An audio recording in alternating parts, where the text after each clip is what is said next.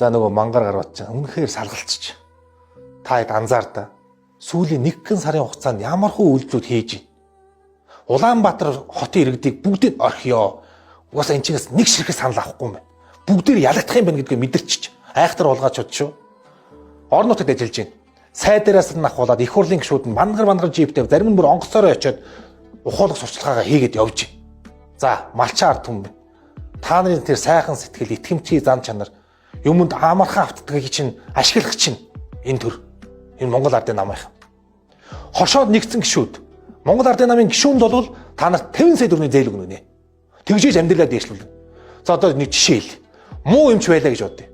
Өвдөхийг нь мэдж жагаад өвснийхэн дараа им өгж байгаадаа яг адилхан юм хийж байгаа шүү. Үнэхээр хоншоортой сайд байсан бол 2 жил өмнө хийхгүй байсан юм. Өнөөдөр имэйлтийн захаа яндалж чадаагүй. Зэгсэлж чадаагүй. Хятад далцсан. Ченжийн бодлогоо зэгсэлж чадаагүй. Нэг ширхэг үйлдвэр өрөөгүй. Нөгөө 100 жилээр 100 үйлдвэр нь хаана байна амар исглаа. Амын чинь асуугмаар байна. За малчин ард түмэн хэрсүү ухаалаг байжгаад зүгээр өгсөн болгоно аваа л. Өгөөдөг л аваа л. Харин дотроо бодолтой байжгаад бүх юмыг шийдэж үзүүл. Та нарт Монголын хувь заяа байгаа юм биш.